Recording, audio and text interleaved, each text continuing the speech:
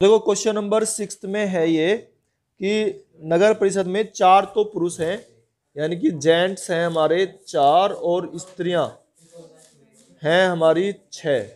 ठीक है, तो इस तरह से अगर हम देखते हैं तो टोटल हमारा सैंपल स्पेस जो बनेगा उसमें 4 जेंट्स और 6 लेडीज हैं। और इस तरह से ये टोटल मिला के कितने हैं, number of elements in sample space, ये 10 हो जाएंगे। ठीक है, अब ये आगे कहता है कि एक समिति बनानी है और उसमें एक का चुनाव करना है, एक व्यक्ति इसमें से लिया जाना है, चाहे जेंट्स हो या लेडीज हो। तो एक स्त्री के चुने जाने की कितनी संभावना है। अब देखो, एक स्त्री, तो स्त्री कितनी है, 6 है। ठीक है ना, तो एक स्त्री के चुने जाने की संभावना हमें देखनी है। तो कितने हो जाएंगी ये भाई, 6 और अपॉन 10, ये निकालना था हमें। बस ये हो गया क्वेश्चन। तो 2 3 6 और 2 5 10। अगर चाहो इसे पूरा इस तरह से लिखना कि एक स्त्री के चुने जाने की संभावना, तो ऐसे लिख सकते हो, एक स्त्री के चुने जाने की प्रायिकता। ठीक है, ऐसे लिख दो इसे, चाहे प्रोबेबिलिटी ऑफ चूजिंग 1 लेडीज। अच्छा भी देखो, जब हम सिक्के को उछालते हैं और 4 बार उछाल रहे हैं तो उसका जो सैंपल स्पेस बनेगा 4 बार उछालने का, ये हम लिखेंगे। तो देखो सबसे पहले हेड हेड हेड कितने बन सकते हैं ये, जब 4 बार उछालते हैं, 4 बार जब उछालें कितनी संभावना बनती है, 16। ठीक है ना, 2 की पावर 4। तो इस तरह से इन्हें लिख लेंगे हम सारे, head head head tail, head head tail head, head tail head head. ठीक है, इस तरीके से फिर टेल हेड हेड हेड। कितने हो गए ये, 1 2 3 4 5, 16 लिखने हैं, 16। ठीक है, ये टेल, अब एक टेल हो गया, अब 2 टेल ले लो। देखो head head tail tail, head tail tail head, tell,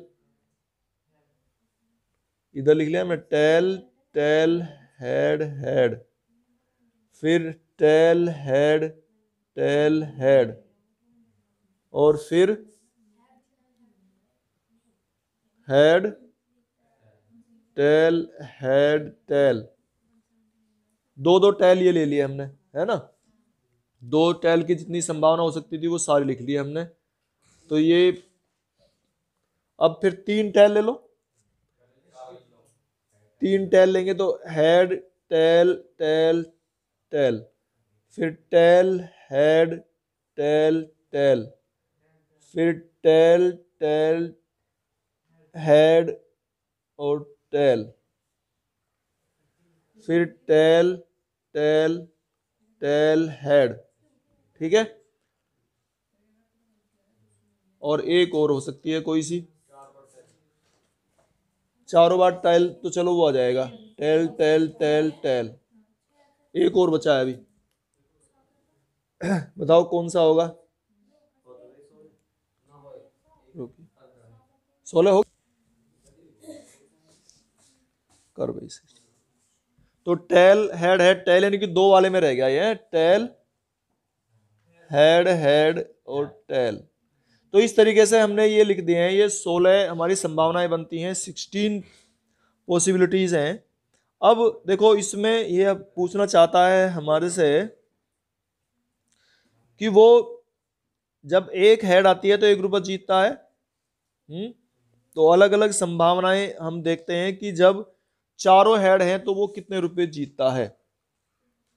जब 4 हेड आते हैं तो उसके जीतने की संभावना क्या है, तो इसे लिख लेंगे हम 4 हेड्स।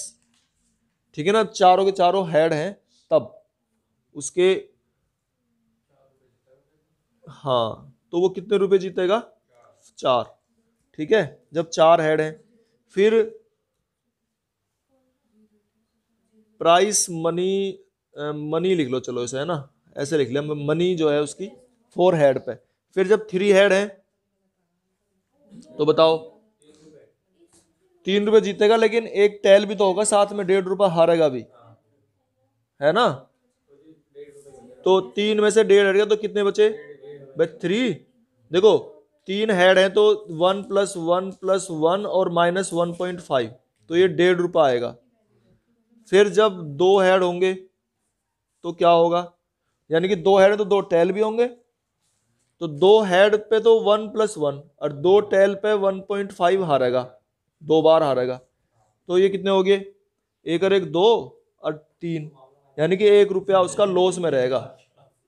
ठीक है, ₹1 लॉस में रहेगा। फिर जब वो 4 हेड, 3 हेड, 2 हेड, फिर 1 हेड जब रहेगा, जब एक ही हेड रह जाएगा, तब देखो 1 हेड है और बाकी हारने ही है उसे 3 टेल पे, तो कितने हो गए? 1.5 और 1.5 3 और 1.5 4.5 और 1 ₹3.5 हो गए, यानी कि यहाँ हार जाएगा वो -3.5 रुपीज। अच्छा, जब एक भी टेल ना, मतलब एक भी हेड ना आए, यानी कि चारों टेल ही आए उसकी, ठीक है, तो क्या होगा भाई? सारे हारने ही हैं फिर तो, -1.5 -1.5, तो ये हो गए -6 रुपीज हो जाएंगे उसके। ये इतने रुपए वो हारता है या जीतता है, ये इसमें दिखाए हैं हमने। अब ये इसमें और पूछना चाहता है, 4 उछालों में कितनी विभिन्न राशियां प्राप्त कर सकते हैं? तो 4 उछाल में ये राशियां प्राप्त कर सकते हैं, ये हमने बता दिया है। फिर आगे पूछता है इन राशियों में से प्रत्येक की प्रायिकता भी निकालनी है। तो अब इनकी प्रायिकता भी निकालनी है भाई हमें, तो प्रायिकता निकालो भाई। 4 हेड की प्रायिकता क्या होगी बताओ? P 4 हेड, बताओ भाई। चारों के चारों हेड हो तो एक ही संभावना है ये, और टोटल थे 16, तो 1/16 ये हो गया। फिर 3 हेड अगर हैं, 3 हेड वाले की क्या प्रायिकता है? देखो 3 हेड कितने हैं, 3 हेड कहां कहां है? 3 हेड वाले ये हैं, 1 2 3 4, तो कितना लिखेंगे अब? 4/16 है ना, तो 1/4 आ गया ये। जब फिर 2 हेड हैं, 2 हेड वाले कितने हैं? 6, तो 6/16 हो जाएगा, तो कितना हो गया? 3/8। फिर जब 1 हेड है, 1 हेड वाले कितने हैं बताओ? तो 4/16 हो जाएगा, 1/4 हो गया। फिर जब चारों टेल हैं, ठीक है, इसे भी निकाल लो, तो चारों हेड, चारों टेल ही है, तो कितना हो जाएगा ये? 1/16। ठीक है, और देखो इसका जोड़ जो है ना वो एक ही आना चाहिए, ये भी ध्यान रखना थोड़ा सा। वैसे तो यहाँ जरूरत नहीं है भाई, 1 और 4 5, 6 11 और 4 15 और 1 16, ठीक है ना, 16/16 एक आ गया प्रायिकता का जोड़। तो ये कह रहा है 3 सिक्के एक बार उछाले जाते हैं, हमें प्रायिकता निकालनी है। जब 3 सिक्के एक साथ उछाले जा रहे हैं तो उन्हें लिखेंगे हम head head head, head tail, head tail head, tail head head, ठीक है। ये तो हो गए एक एक टेल वाले हैं। फिर 2 टेल अगर आते हैं तो head tail tail, head tail tail head, 2 tail है ना, 2 टेल कर रहे हैं ना, तो टेल हेड टेल, फिर टेल टेल हेड, ये हो गए, और फिर सारे टेल। तो कितनी संभावना थी? 8 हो सकते हैं ये, ठीक है। अब इसके बाद कहता है 3 चित्त, तो इस इवेंट को ए कह दो, इसका नाम ए रख दिया, ऐसे करने हैं तुम्हें ये, ठीक है ना। तो 3 चित्त प्रकट होना, तो 3 चित्त कौन कौन से आते हैं? ये हैं 3 चित्त, इन्हें लिखोगे हेड हेड हेड, ये 3 चित्त आ गए, ठीक है। अब इसकी प्रायिकता निकालनी है, तो प्रायिकता इसकी निकालनी है, तो पी ए, तो ये कितना है? 1, और ये टोटल कितने हैं 8, ऐसे करके लिखने हैं पी ए। ये फर्स्ट पार्ट है। सेकंड पार्ट क्या है हमारा, बी इसमें कह रहा है, ये क्या कहता है बी में, दो चित्त प्रकट होना। तो दो चित्त किस किस पे हैं वो हमें लिखने होंगे, दो चित्त, ठीक है। तो हेड है टेल, ये रहा एक, तो दो चित्त जहां भी हो, ये रहा हेड टेल हेड,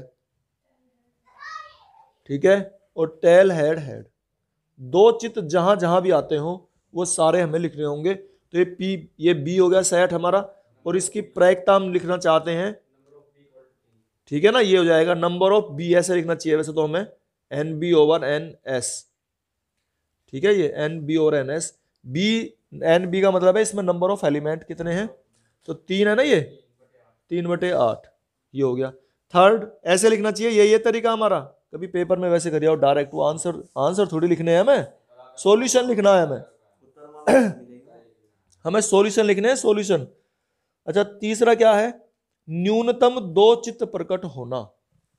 न्यूनतम दो चित्त, अब हमने पता तो है नहीं, वैसे ही लिख दिए हमने, न्यूनतम एटलीस्ट 2 हेड्स, हिंदी में लिख रहा है ये न्यूनतम दो चित्त।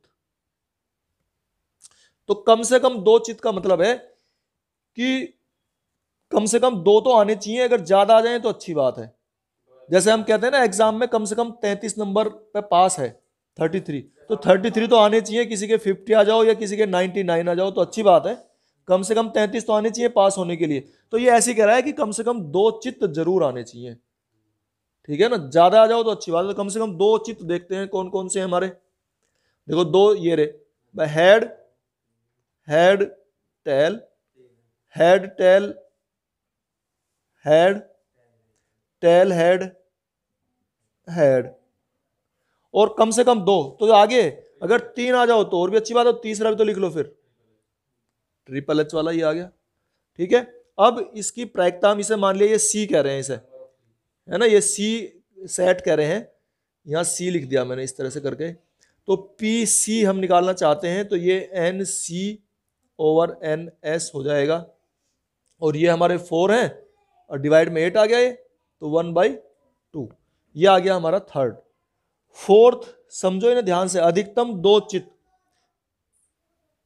अधिकतम दो चित्त यानी कि एटमोस्ट, अधिकतम को लिखते हैं हम एटमोस्ट, अधिकतम दो चित्त, चित्त की बात कर रहा है, 2 हेड्स, हिंदी में लिख रहा है इसे अधिकतम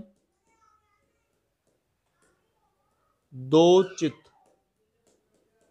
तो ये कैसे निकलते हैं, इसे डी सेट कह दिया हमने, डी, और डी सेट में अधिकतम दो चित्त यानी कि अधिक से अधिक दो ही हो सकते हैं, ठीक है ना। जैसे हम क्रिकेट की टीम में कहते हैं कि अधिक से अधिक 11 खिलाड़ी, ठीक है ना, 11 खिलाड़ी अधिक से अधिक हैं, 11 से ज्यादा नहीं खेल सकते अगर कोई खिलाड़ी गड़बड़ करता है, लड़ाई बड़ाई करता है, उसे बाहर तो बैठा देंगे, 10 तो रह सकते हैं, लेकिन 12वां नहीं हो सकता कभी भी खिलाड़ी।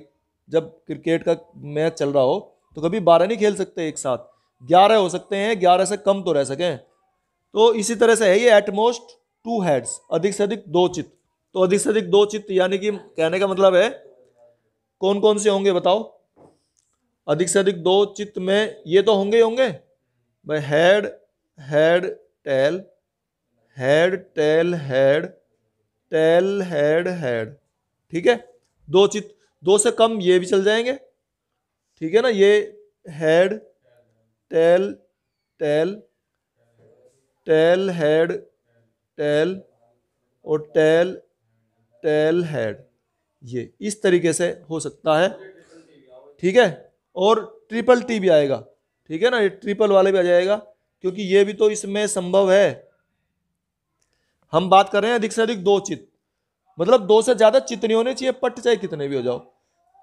तो ये कितने हैं, ये 1 2 3 4 5 6 7, कितने हुए 7 है ना। तो इसकी प्रायिकता जब हम निकालेंगे तो पी डी लिखेंगे, और ये कितना हो जाएगा 7/8। इस तरीके से हम इसे सोल्व करके निकाल लेंगे। इसमें कह रहा है नेक्स्ट वाले क्वेश्चन में, 5th पार्ट है इसका, एक भी चित्त प्रकट ना होना, एक भी चित्त ना हो तो वो क्या होगा, ई कहते हैं इसे, इवेंट ई है ये, एक भी चित्त प्रकट ना होना, तो चित्त ना हो एक भी, देखो अब इसमें यही है बस, टेल टेल हो सारे फिर, तो टेल टेल टेल, तो इसकी प्रायिकता निकाल लेंगे हम, पी ई कितना हो जाएगा 1/8। सिक्स्थ में ये कहता है तीन पट प्रकट होना, तीन पट, इसे एफ कह रहे हैं इवेंट, तीन पट, तो तीन पट के लिए भी यही है हमारा टी टी टी है ना, तो इसकी भी इवेंट जो प्रायिकता है वो भी कितनी हो जाएगी 1/8। फिर ये कहता है दो पट प्रकट होना, दो पट, जी कह रहे हैं इस इवेंट को, दो पट कहां कहां है देखो भाई, दो पट हमारे ये हैं H T T T H T T T H, ठीक है, और इसकी हम प्रायिकता निकालना चाहते हैं तो 3/8। फिर ये कह रहा है कोई भी पट प्रकट ना होना, कोई भी प्रकट पट ना हो, तो जी ये था हमारा 7th, और 8th में है हमारा कोई भी पट प्रकट ना हो, पट नहीं आना चाहिए कोई भी, तो यही है बस, हेड हेड हेड ही है फिर तो हेड हेड हेड ये लिखेंगे, और इसकी प्रायिकता हो जाएगी कितनी 1/8। फिर 9 में कह रहा है ये अधिकतम दो पट, मतलब ज्यादा से ज्यादा दो पट हो, यानी कि इसमें एक भी हो सकता है और जीरो भी हो सकते हैं, इसे आई सेट कहते हैं हम, अधिकतम दो पट, ठीक है, अधिकतम दो पट होने चाहिए, यानी कि भाई ये नहीं लेंगे हम, ठीक है ना, इसमें तीन पट है बाकी सारे हो जाएंगे, ठीक है, ये तुम लिख लोगे अपने आप, ये मैं बस नंबर ऑफ एलिमेंट्स इन आई लिख दे रहा हूं है 7, तो इसकी प्रायिकता लिख दोगे, तो कितना आ गए 7/8, ठीक है।